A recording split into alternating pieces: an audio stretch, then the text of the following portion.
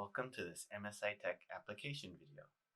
Today we're going to look at the Omron F and V440F smart camera and barcode reader and how to set up its workspace. First, what is this smart camera? Omron has the F440 and the V440. Both are the same hardware, but one has a firmware set up for inspections and the other has firmware more optimized for high-speed code reading. It's a small form factor. It's a smart camera, so most of its features are integrated into the device itself.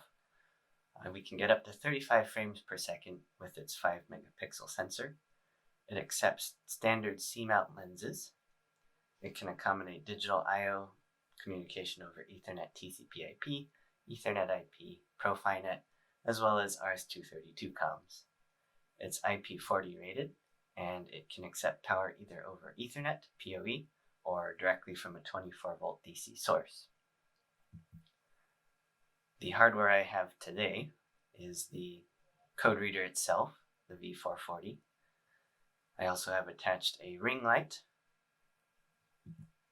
I have a C-mount lens. This is a standard compact C-mount lens.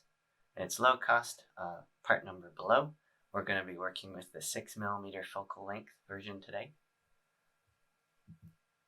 We also have a power supply and a Y cable. This cable is set up for continuous power to the ring light, so there's no light triggering. It'll just always be on when powered. And I have it attached to a jig with these two adapters. There are 4 steps involved with setting up your workspace. The first is to determine your minimum element size on the code. These are expressed in units called mils. For a 1D barcode, this size is going to be the width of the thinnest bar in the code. And for a 2D code, this is going to be the width of a single square. The codes we're using today are 2D codes, and they have a minimum element size of 1 millimeter. This equates to 40 mils. Step 2 is determining our PPE, or pixels per element. The higher number of pixels we assign on the sensor to a single element, the more reliable and fine our code reading is going to be. Today we're going to use the 2D code direct part marking code type, and we're going to define PPE for code grading, so our PPE is going to be 8 to 10. Part 3 is determining the field of view. The easiest way is to use a chart like this, which will map our size in mils or millimeters to our desired PPE resolution. I'm going to use 40 mils with our 1 millimeter square and a PPE of 10. This will give us a 250 millimeter field of view size. So this is a maximum field of view size to achieve that 10 PPE.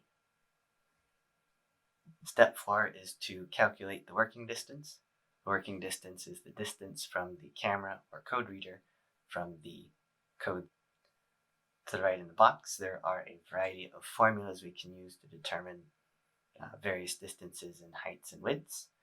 We're going to be using the working distance formula, using our field of view of 250 and our focal length of 6. We divide that by constant 8.5 and get 176 millimeters maximum working distance. Another way of doing this is to take your focal length and the desired field of view size. Our field of view is 250 from earlier, so that'll fit in between the 213 and the 283 we have here. The bold numbers in that red box indicate our working distance. Today I'll set up the camera with a working distance of 150 millimeters. I've mounted the camera and moved it 150 millimeters away from the codes that we're going to be looking at today. I'm going to open AutoVision and select the F440 I have connected and verify that our theoretical 150 millimeter working distance is appropriate. I've created a sample job to test our working distance. In this job, I've created a variety of decode operations around some of the visible codes on the sheet. I'm going to try the job once, and each and every code read is successful. I will be covering how to set up auto vision for the F440 and the WebLink 3.0 interface for the V440 in another video.